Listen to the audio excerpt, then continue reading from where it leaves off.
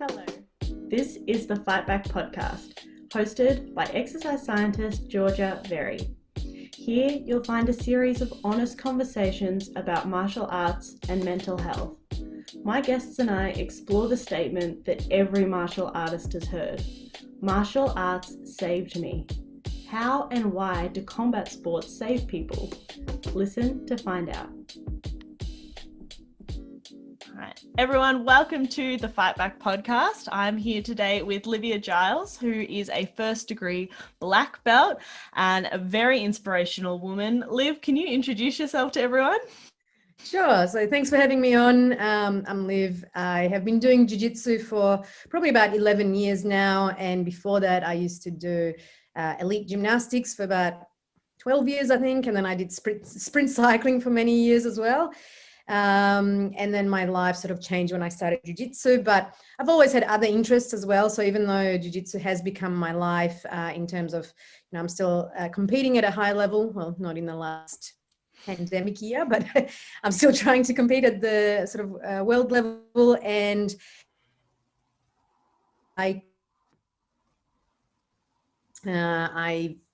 because of jiu-jitsu, I sit on the board for professional boxing and combat sports, and I'm also a physiotherapist. So lots of perspectives. Yes. From what you've seen as a physio and a coach working with athletes and then your own experience, why do you think it is that so many people seem to be saying BJJ saved me? Mm-hmm. I think it's quite personal for everyone. So everyone will have a completely different reason. A lot of people find the community the best thing about the sport. And I think you tend to get accepted no matter, on the mat, everyone's kind of equal. Everyone rolls with everyone. And I think you have to just be a good person to an extent. I think the sort of the creepos or people that are not good for the club or the culture get filtered out relatively quickly. And I think being around that for a lot of people and finding their place in the world or in the small community or in the suburb or wherever they live, I think is really important. And the other thing is, you're actually learning a skill, you're learning self-defense, you're learning how to fight. And for me, a lot of the time it's like meditation. So at training, I don't think about anything else. I think about training. And as a result, my mental health is a lot better as well. So you gain, not only you get to relax and anxiety goes away, but also self-confidence. You get to, like really test yourself and you get to learn in a really productive environment. Yeah, I love it. What is your story then? So how did you go from gymnastics to sprint cycling to BJJ? Yeah, I don't even know. So I was a gymnast. I started in Poland in like Eastern Europe in the late 80s. And I was doing that at an elite level for probably about 12 years. And later on, I came to Australia and I retired when I was around 18, I think, where I knew I wasn't done with a high level sport, but I was done with gymnastics. And I think my physiotherapist at the time recommended that I do weightlifting, hammer throwing, or trek cycling. And I was like, oh, well, I guess trek cycling sounds the best. I don't want to be a hammer. I don't know why hammer throwing, because I'm actually not that big. But yeah, I literally went to the velodrome and I was like, I'm going to do this now. I haven't ridden a bike for many years and I just started training. I just really wanted to be really good at something. I think my mindset has changed a little bit. I wanted to be the best. I wanted to go to the Olympics. So I gave it a good go for about 6 years or so. And then I was probably in my early 20s where I realized that elite level sport doesn't pay rent, or unless you're obviously the best in the world, which I wasn't, it's very hard to make a good living out of it. And I got sick of living on the poverty line and being a bum athlete. So I decided to get a degree, go to university. So I started a science degree, then did physiotherapy. And I sort of swore off elite sport forever because I get really obsessive and it takes over my life. And then I met my now husband at the time. We're both doing physiotherapy for a football club and he was training jiu-jitsu and he just loved it. So I thought I would go and try it just for fun and never compete again, and just learn something new. 3 months later, I competed, And I pretty much never looked back, and it's completely changed like the trajectory of my life, I guess, which is really cool. What did you love about it? What made you hooked? I think the constant learning. So it's not like you literally, I've been a black belt for 3 years now, and I think I've the most in the last 3 years, or even in the last year. Like you can never in jiu-jitsu know everything. You're learning something new every day, and the more you know, the more you don't know. And so it's a very cerebral sport. I never get bored with it. I'm always working on something every training session. The other part is the community. So it's like my social time every single day at the gym. I get to see my friends, they see me at my worst, they see me at my best. And it's just really fun. Like I just love it. Sometimes I go, I get to do this for a living. I roll around with sweaty people on the mat for a living, and that's just awesome. And then you get the endorphins side effect from that. You get on a high after every training session. I've been lucky enough to get to travel the world competing, but also teaching seminars in the most wonderful places all around the world. And even though it's hard work, you sort of have to pinch yourself and go, like, how did we get here? But so I pretty much like everything about it. What about, so for people listening, you're quite small, like 5'1", 2", something like that. Yeah, probably yeah, 5'2", very little, and a lot of the training partners are men. So when you first started out, what was it like just constantly having really heavy, big guys on top of you? Yeah, it's a really hard part of the sport. So I guess they call it the gentle art, and they say it's designed for the smaller person. But of course, yes, I can beat a 90-kilo untrained man on the street. I can probably beat them as long as they don't put a gun or a knife on me. But it's, of course, very different at the gym, where someone is the same skill level. Every 5 kilos matters, especially at my weight. So it is really hard. When I first started, there was pretty much no women. There was only a few women in Victoria training that were sort of higher level. And yeah, my only training partners were men. But I think you just have to teach people how to train with you and how to train with someone smaller. I had to compete against guys a lot. It's hardly ever. I only had women to compete against at the big tournaments like the Pan Pacs, but all the local tournaments I had to fight against guys. So that was just normal for me. But I think some of the men are my favorite training partners still to this day. But you do have to teach someone how to train with lighter people or with women, or if someone who's a lot weaker than you. It's one thing, trying to lie down and let someone do whatever they want. It's not actually very productive. If sometimes guys are trying to be nice and they just lie down and let me be all over them, but I'm not learning, they're not learning. And then conversely, because they see a black belt and they think, oh, like she's won world champion, she's a black belt, I must go really hard.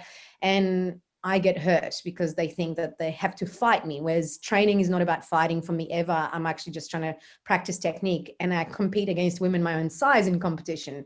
So a lot of it, when I was a less mature belt, I used to get really annoyed at the guys, and I used to get a bit angry and a bit mean. And now I just tell them, I stop and I go, like, if they're going too lighter, I'll say, I really appreciate you going lighter, but you can actually go a little bit harder. So the biggest thing for me is if you're going to go either a lot of pressure or fast, but not both. So the biggest thing is you give me time to tap, and so on. And I think just with really good communication and coaching someone, and then not being afraid to tell someone to stop if you feel unsafe, or just don't roll with them. That's been the biggest thing. Like, I go and teach seminars all over the world and everyone wants to roll, and probably 40% of the times I'll say no because they're just too big and I don't trust them and I don't care. Like, I don't care if someone's offended.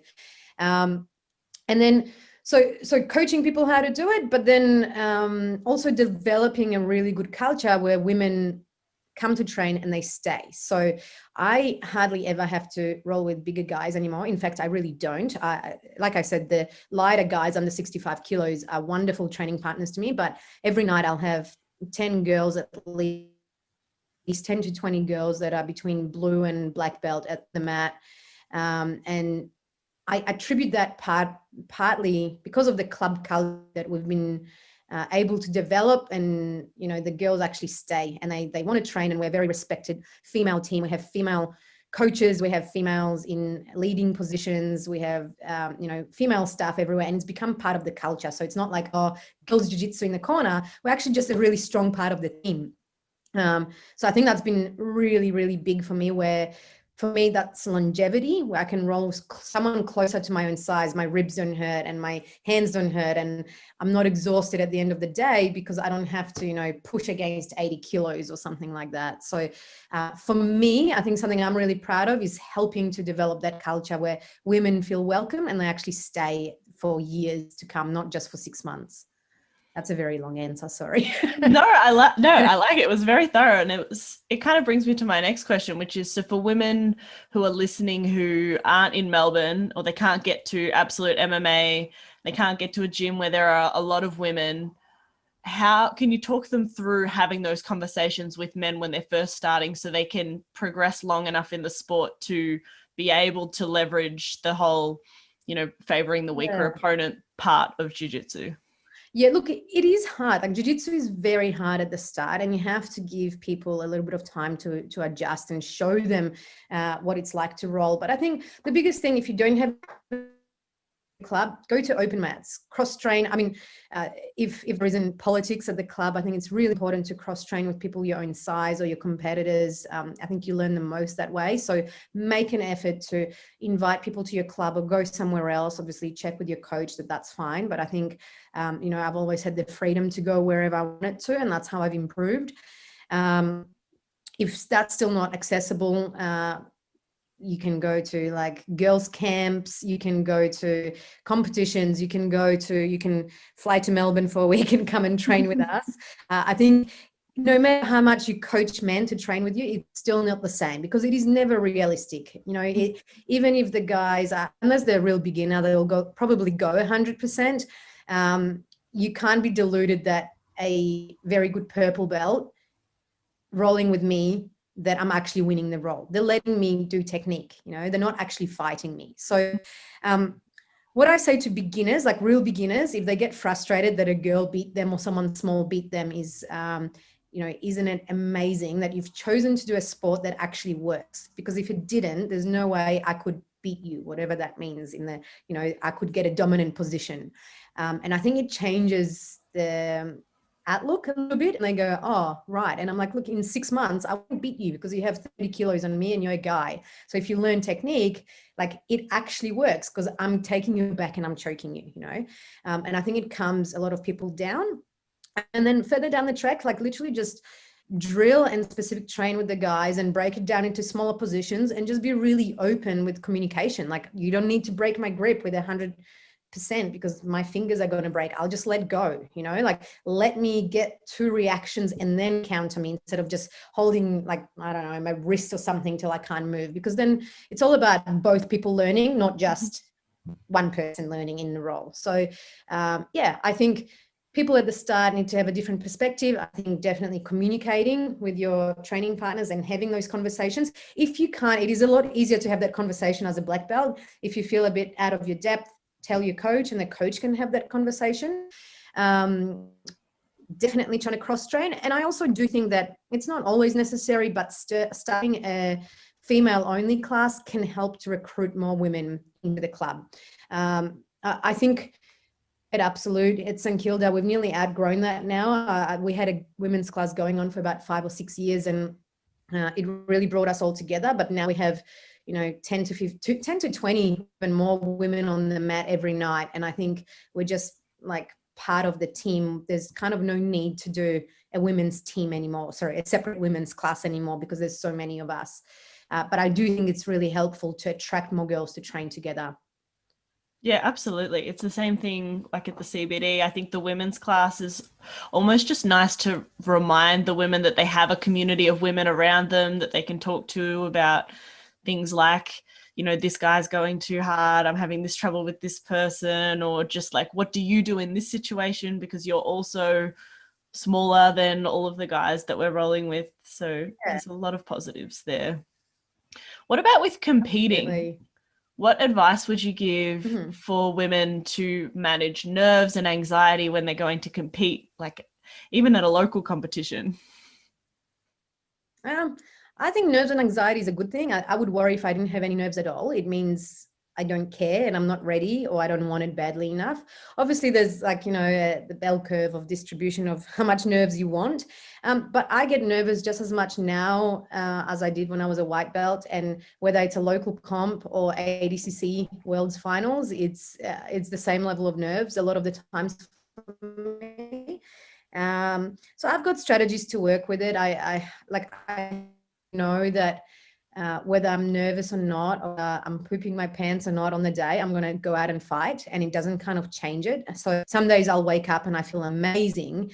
Actually, it's a good sort of stories when I won Blue Belt Worlds. I just had a really good day. I woke up ready. I wasn't injured. Everything went right for me on the day, and I happened to win. And I used to see a sports psych many years ago. And I said, I just want to recreate that mindset, because I know if I get into that zone, I can win. And he kind of laughed at me because he was like, do you think that Federer feels the same way every time he plays tennis? Like out of the 300 games, how many times do you think he would feel perfect? Maybe once or twice, but you just have to like get up and go, oh, today I feel really bad and I didn't get any sleep. And you just go, okay, that's just the way I feel. I'm going to go and fight. So I've stopped judging the way I feel and just kind of just doing it. I used to do breathing exercises, definitely writing out goals or things you did well after a fight. So the focus isn't on the outcome. It's on like little goals you have to do, whether it's a move or shaking the hand first or whatever it might be.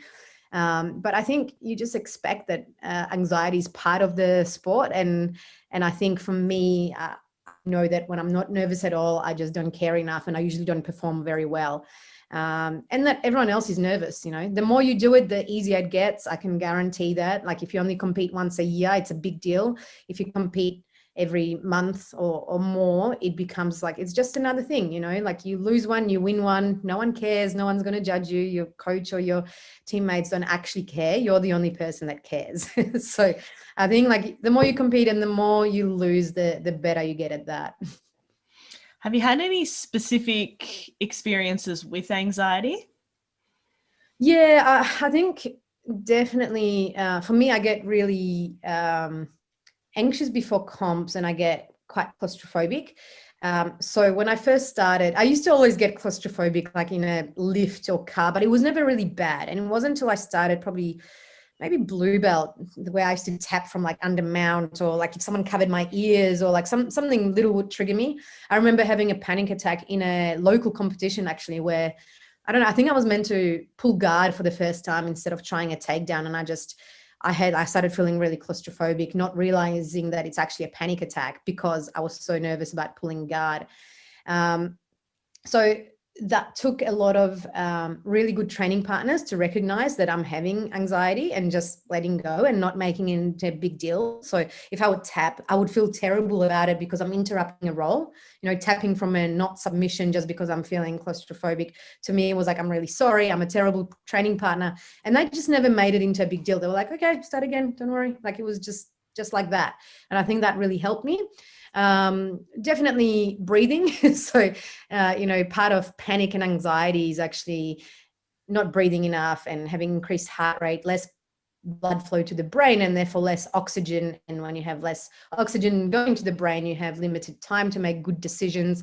When you when you don't have time to make good decisions or good judgments about the situation you're in, you start panicking more, and it's like a cycle that continues. So for me, knowing the physiology of panic and anxiety and knowing what it does, that it's like an actual, physiology, anatomy, and that it's not necessarily just me being crazy in my head, really helped. So just learning how to breathe or have like little cues that, I'm going to count to 3 and then I'm going to move, or I'm going to think about something else for something nice for a second when I'm lying under mount, and then switch back on and try to do jiu-jitsu. And worst comes to worst, you just tap, you just tap and start again. Like if you're not tapping at training, you're doing something wrong. So they were probably my bigger ones. And obviously competition nerves, like being in a different country by myself, where, you're on a stage somewhere. But I also find that really exciting. So that's less an issue. It's more, the anxiety of, I don't know, like ADCC for me, ADCC finals was a big one. That was probably the most nervous I've been, and I don't really know why.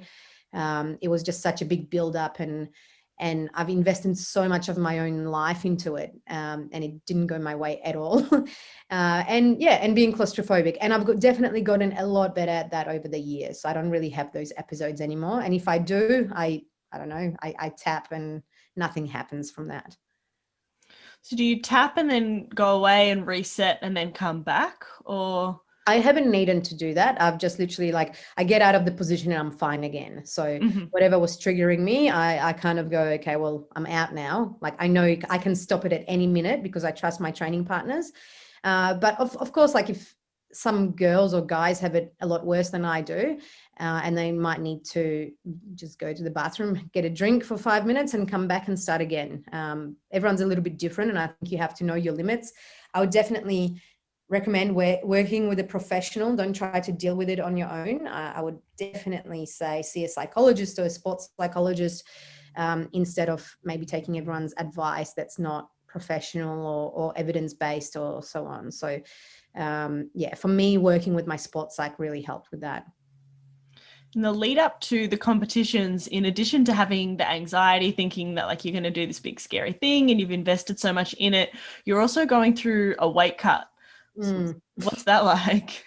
It's crap. Look, I've been weight cutting historically for comps. My last comp was actually gaining a lot of weight, so that was a whole other level of overeating and anxiety. But in a way, cutting weight for me actually takes away from the anxiety because you have something to really focus on, because you have to be extremely focused to cut weight. So in a way, I stress less about the competition because I'm so focused on cutting weight. So I think it actually relaxes me a bit in that way, but it is extremely hard on the body. Of course, depends how much weight you cut. If I'm cutting 2 kilos, I'll do that in a week, and I just want to eat chocolate or ice cream. So that's easy. But I've dropped to as low as 46 kilos, and I'm about 57 now. And that was really, really hard. That was a very hard time of my life that I won't do again. But again, I don't think I had any energy to be anxious. I was just trying to concentrate on like staying upright and alive. So do you have to do same day weigh-ins? Yeah, we weigh in about 10 minutes before we fight. So it's very different to MMA. So we don't cut water. I think the most water I've ever cut was like 300 grams. And that's because it gets really dangerous. So if you dehydrate more than 3% of your body weight, your brain starts functioning a little bit differently, and you've got reduced blood volume, which is very dangerous for your heart as well. So to me, having those secondary complications to your health or having a heart attack because you're cutting weight is never, ever, ever, ever worth the medal. So I get very lean, and I start doing that about 6 to 8 weeks before the competition if I've got a big weight cut. So you're training a couple times a day in a calorie deficit for 8 weeks or so? Yeah, something like that. That's for a big weight cut. That's not, it's hard. And then I was working as a physio and coaching, and it's very hard to stay nice to people. And that's, I now I know, and I know myself a lot better. So I give people plenty of warning, and I go, look, I have no extra energy to give you or any extra love. So I'm just going to be blunt and honest, and don't take it the wrong way, I guess. But I have learned how to recognize that about myself. So I do avoid some social situations a lot when I'm cutting weight, because I know I can just snap like that, or someone will eat something in front of me or comment about my weight or something. Like it's something so stupid that is never meant with malice, but I'll take it that way when I'm hungry, and then I regret it. So a lot of the times I'll just avoid situations where I might be an asshole to people. How do you go after the weight cut is over and then you start to gain weight back? Like I know for me personally, like even though I know I'm so unhealthy at fight weight and that it's not sustainable, my brain just like can't help but do a comparison and be like, oh, well, I'm fat now. Do you have similar experiences? Absolutely. So yeah, it's a funny one, like it depends what weight I am. If I'm 53 kilos, I think I look great and I've got a 6-pack and or 8-pack or something, and I am like, look at me, you know. But if I go lower than that, I actually just start looking like an anorexic teenage boy, and it's not, I don't feel attractive, I don't feel good, I don't feel strong, I don't feel good about my body. People think I'm anorexic, you know, and I have to explain constantly when I go out and order something, like why I'm doing this. So I don't enjoy that, and I don't enjoy how I look. But yeah, after a big weight cut, the rebound is quite high for me, because you can't, even my dietitian sort of said, I would write you a refeeding plan, but you're probably not going to follow it, because you just get so like, you just need to eat. When I dropped that low, and you just can't stop eating for a little while, and it's actually terrifying. It's very unhealthy, but you just can't stop. It's like, you know, if I know that there's some chocolate left in the pantry and I can't go to sleep, I have to eat it. I have to finish it, because it might, like, your brain's like, but it might not be there tomorrow. And it's actually, yeah, it's scary watching yourself do that. And then you obviously gain weight. And so, yeah, even though I'll still have, like, you know, abs, I think I'm fat. And it's very important to keep my brain in check every day, because it is, you know, or be careful what you say to people. So I try not to ever say I'm fat. I try to say I feel really bloated, or I feel really fat, even though I know I'm not, because some people also get offended at that for some reason, even though it's nothing to do with them. But yeah, look, like, I mean, even the pandemic, obviously I wasn't trying to cut or gain any weight, but just not training 4 hours a day, my body shape changed, and I don't have abs for the first time in like 6-7 years or something. So that's weird for me. You know, I actually train better because I'm a little bit heavier and I'm harder to move, and I have more training partners as a result, and I'm less injured. But it is still like, you know, I'm like, I have a love handle. I've never had that. And that's okay. It's just what my body is at the moment. But yeah, you do have to kind of keep your brain from thinking you're obese or overweight the whole time, which you're not. How do you do that? Do you replace it with like the positive version when you hear yourself starting to like talk to yourself in your head negatively, or? I don't think I do. I honestly think as soon as I'm back to training, like if I'm not training and I'm just feeling gross and I don't do anything, I want to eat more crap. So I think as soon as I'm back at training and I'm sweating and I feel strong and my jiu-jitsu is feeling good, I just don't place as much emphasis on my body. I just kind of go, this is so cool that my body can do this. It's not how it looks. So even if I feel a bit gross and rashy and spats and everything is a little bit tight, in the end, like when you're rolling, no one's looking at your rolls or your fat or your skinniness or your abs, or like, it doesn't matter, you know? So I think just training just helps, because I feel good about myself, because I'm able to do really cool things with my body, and I feel strong and I feel amazing, and I've got endorphins, and, you know, whether it's false sense of reality, because even endorphins, I'll take it. So I think I don't focus too much, and as a result, I want to eat healthier, you know. So like even now I'm like, oh, I want to eat berries, not ice cream, because I'm training hard and I need the nutrition. So yeah, it's not so much self-talk, but when I put on pants and they hardly fit, I just go, all right, like just put on a different pair of pants, you know, like, or just go, well, I've got a butt now and that's cool. So yeah, but it's much harder when I'm not training. It's difficult to feel good about yourself. Yeah, for sure. What advice would you give to women at large, so who might be listening to this, whether it's about BJJ or not, but if you could just be like, girls, this is something I think you all need to know, what would you say? I think just train, like do something with your body and appreciate for what it is. Everyone has a different shape. Everyone's got a different body and it's able to do different things. You know, I've got friends who, even when they cut to like 45 kilos, they don't have abs and they lift weights and they're strong, but they're just that body shape. Whereas I'm quite muscular and I build strength and muscle really easy. So when I drop 3 kilos, I have a 6-pack, and it's not better or worse. It's just the way my body is. And I know some men hate that look.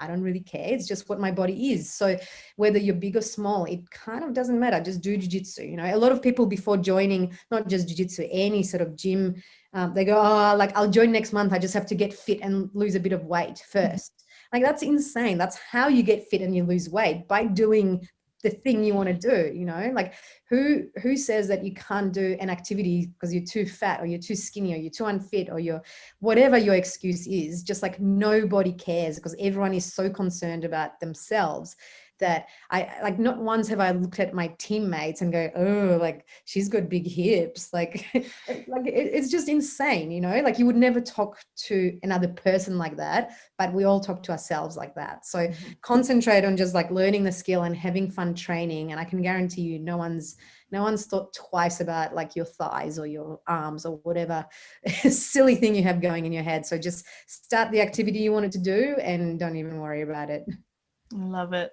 What have you got coming up next? I know that everything's kind of been put on the back burner for 2020. No, are you planning towards any seminars or any ways that people can come and learn with you? Well, I'm teaching seminars with Lockie, with my husband. So we're going between Christmas and New Year's. We're going to go up so the East Coast. So we're going to start in Sydney and then move our way up to like Coffs Harbour, Newcastle, Gold Coast, maybe Byron Bay, Sunshine Coast, Brizzy, and then fly home. So you can catch us both there. I think I've got a couple of seminars lined up next year. But yeah, it's all been really hard because it's difficult to plan things. We don't know what's going to happen, you know, next month, whether borders will close again. I did have a fight lined up in Brazil in February, but I really doubt that that's going to happen. You know, even if everything is paid for, I still have to do 2 weeks of quarantine, and that's 2 weeks of work and sitting in a hotel out of my own pocket. So I'm not too keen on that. Besides that, I would like to do ADCC trials again, or, you know, have a much better performance anyway at ADCC finals. And I would still like to do Gear Worlds and win a medal at Gear Worlds, but I honestly don't know. It's so hard to predict what's going to happen. I mean, America's not looking great at the moment. So yeah, I'm kind of enjoying just training for the sake of training and not comp prepping. Yeah. Do you find that you're working on more like things that wouldn't normally be a part of your game because there's not so much pressure on just perfecting like your strategy? You're trying random other things? Yeah, I reckon I've improved the most this year, having a really long time, because I've tried to learn completely new set of skills to add to my game. And it's something I probably ignored for the last, 10 years, mainly because I'm always comp prepping. So when you're always you've got a comp every 6 months or so, and especially a big one. Like I don't do too many smaller comps anymore, but it's like Worlds and ADCC and other Worlds. It's very hard to start learning something new a month before a competition. Whereas I've had, 8 months of that now, and I feel like it's been so much fun because I've had the time to learn without any pressure. So yeah, I think it's amazing, and I think I've really improved, but it is hard to judge without world-class black belts to train with that are my size. So yeah, we'll see. If people want to find out more about those seminars you got coming up or follow you guys, where's the best way to find you? Question. Probably on Instagram and Facebook at this stage. So Instagram, I think I'm Livia_Giles or Lachlan _Giles as well. So we usually announce our seminars mainly on Instagram. It's probably the easiest. And then just repost if someone else has something planned, we'll repost that as well. But apart from that, we are teaching out of Absolute St Kilda every day. So you can come and visit us as well. And this just been renovated? I haven't seen it. Yeah, you have to come down. Yes, so that's one good thing that the lockdown has been good for. It's given us time to finish renovations. We still need to do a few bits and pieces and put like photos up, but it's nice and clean, and we've got new change rooms and showers, and it looks really beautiful. So now I feel like the facilities reflect the level of training, which is really cool. It's awesome. Yeah, I think ladies, like now is a perfect time to get into training jits. I know it's that time of year where everyone thinks I'll start in the new year, but who knows with COVID how long things will be happening for. Just do it. Exactly. You won't know if you like it or hate it until you try it, so I think definitely now is the time to just jump in and do it, whether it's jiu-jitsu, MMA or Muay Thai, whatever you enjoy doing, just try it and then go from there. Absolutely. All right. Is there anything else that you want to say to everyone at All Live? No, I think, I mean, like just on the theme of like mental health, I think it can be such a positive thing in people's lives, and it can change your life for hopefully for the better. But you can take it as far as a little, like you can be a competitor. I didn't start jiu-jitsu till I was 25, and I'm 36 now, and I keep up at the highest level still, and I don't feel like I'm slowing down at all. A lot of people say they're too old, or they're too fat, or they're too small, or they've got kids, or of course it's a lot harder when you have kids, but you can just train, and you don't have to train 4 hours a day. I am training a little bit less now, and I'm actually improving more. And if you want to just do it for recreation and train twice a week, do that. There's no, everyone's story is different, and everyone does it for different reasons. But I think it's just such a positive thing in people's lives that I think everyone should give it a go. Love it. Thank you so much for coming on the show, Liv. I really appreciate it. Thanks for having me. Thank you so much for listening to the Fight Back podcast. Please give me a like on YouTube, leave me a review wherever you listen to podcasts. Thank you to Nari for the beautiful song Shape Me, which is heard at the beginning and the end of this episode.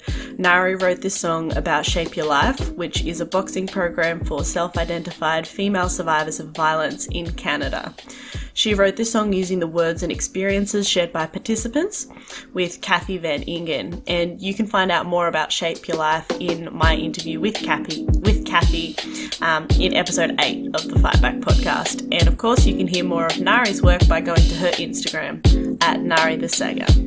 See you next time. You need to know that nobody shapes me but me.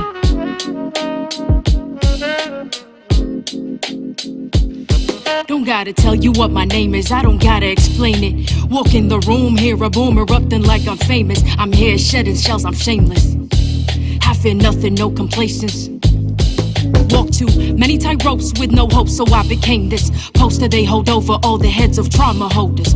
You don't need to know my history, I move boulders. Atlas shrug, cause I lifted the weight up off his shoulders. No pretense of defense, move first like chess soldiers. This goes deeper than empowerment, cause I'm the one that power it. Physical meets mental, challenge me to keep devouring. If I can't change the scenery, at least I change perspectives. No longer isolated, but elevated and selective. Darkest places become beautiful spaces. This is where rage meets patience, meets power meets gracious.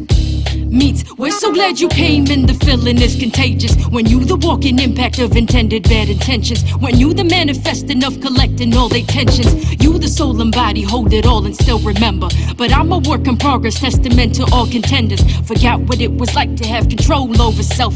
Forgot what it was like to be the one in charge. Forgot in my reflection I could see all my wealth.